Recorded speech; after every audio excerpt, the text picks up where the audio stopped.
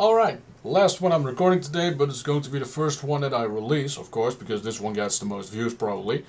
Presidential election. So at the moment, 235 to 223 in favor of the Republican. In this case, it's going to be Trump.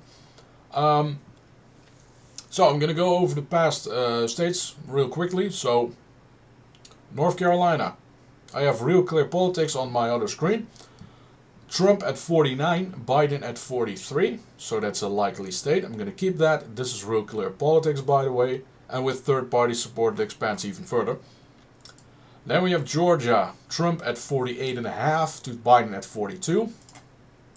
So I'm going to give that a likely Trump at this scenario. However, I'm going to keep this one as toss-up later down the line, or I could update the template later on. Okay, I'll wait for the comments for that one. Right, so that's Georgia. We got Arizona, Trump at 47.5, Biden at 42. So that would mean also a likely seat, because likely, in my opinion, is any state that goes more than 5 points in one particular candidate's camp. Keep that in mind. So, then we bring over, so we're already at 262 for Trump. Nevada. Trump at 48.7, Biden at 41. So that's 7.7. Here's the thing about Nevada. They tend to overestimate Republicans. For an example, Laxalt was supposed to win by 1 point at the end of the polling aggregate. And, well, he lost by about 0.8, I believe. So about a 2-point overestimation for the Republicans. However, that is still above 5. So that's 268 already. Furthermore, Pennsylvania, Real Clear aggregate has Biden at 45, Trump at 44.2. In the case that you make Pennsylvania a 5-person race, so you add Kennedy, you add West, and you add Stein, and then it becomes Trump 42 to Biden 38. So definitely third-party candidates take a hell of a lot more support from Biden than they do from Trump. Keep that in mind. I'm going to make it tilt Democrat because I don't believe that it's going to be a 5-way race. For a simple fact that the third-party support isn't going to be more than 6 points nationwide. 6 points nationwide, that's about it. So about the same as 2016. It can mean that if Kennedy is on the ballot in Pennsylvania, and we're just going to have to wait until later this year, so about June, maybe July, how the ballot's going to look like. And starting that, we can make more accurate predictions. Michigan is the next one. Trump at 46.2, Biden at 42.6. Nice numerics there. In the 5-way race, it becomes Trump at 41.7 and Biden at 38.7. So we went from a 3.6 lead to a 3-point lead. So it's slightly taken more from Republicans. However, it is a lean Republican state at the moment. And as a result, Trump is already at 283. Wisconsin, 46.4 for Trump, 45.4 for Biden, so that's a 1-point lead for Trump. In a 5-way race, however, it becomes 41 to 37 for Trump, which would mean a 4-point lead. As a result, I'm going to give it as a tilt Republican state.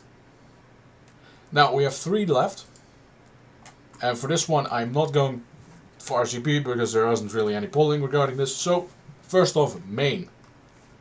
Latest poll, and there's only one, so grain of salt, for the 2024 election in Maine. It's from Pan Atlantic Research, which was released about 4 weeks ago.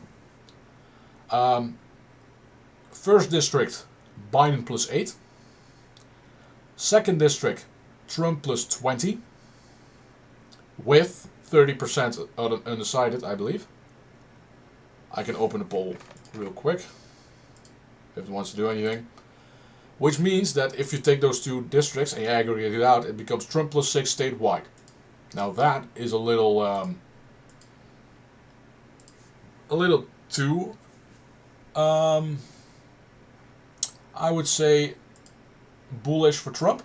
However, it can definitely, at the moment, I'm just going to put it as a tilt Republican. And it's definitely possible that Maine at large could be a state that the Republicans later down the line will do great in, depending on the candidate. For example, Tucker Carlson, who is a native from Maine. Furthermore, we have Nebraska.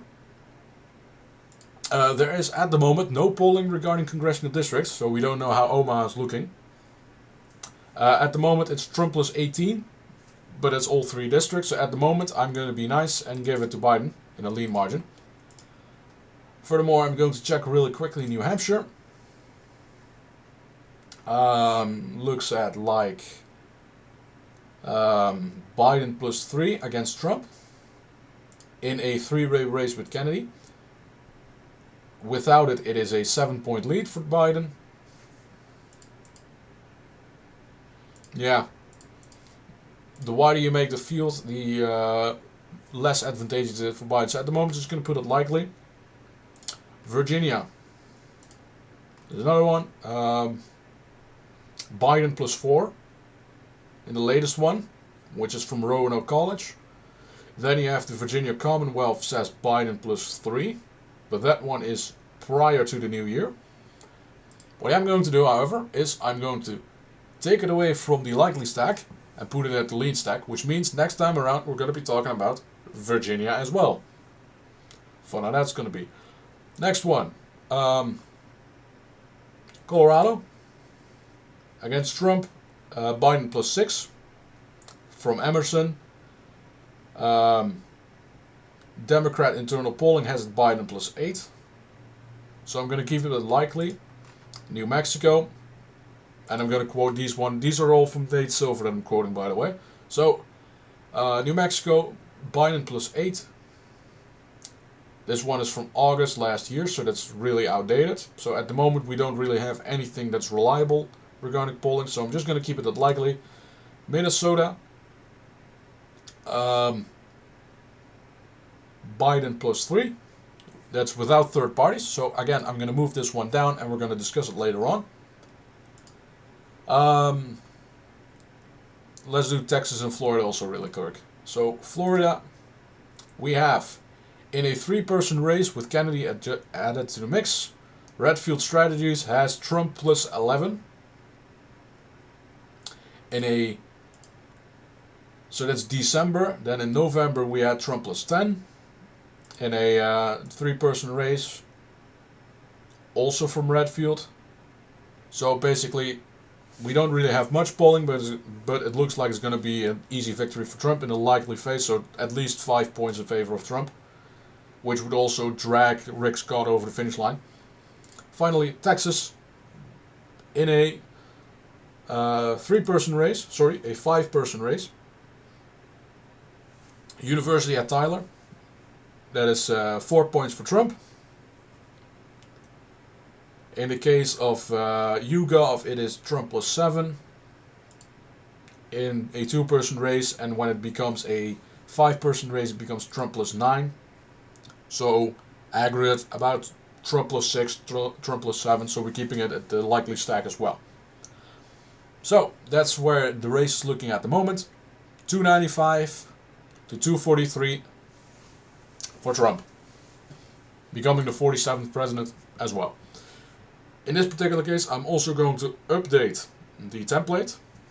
In this particular case, it's going to be Georgia is added to the likely Republican column, as is Arizona, as is Nevada, and as soon as the polling aggregate drops below 5 points, it's taken off the likely list as well. Minnesota and Virginia are removed from the likely status, and everything else stays the same. Thank you kindly for watching. See you next time. Cheers.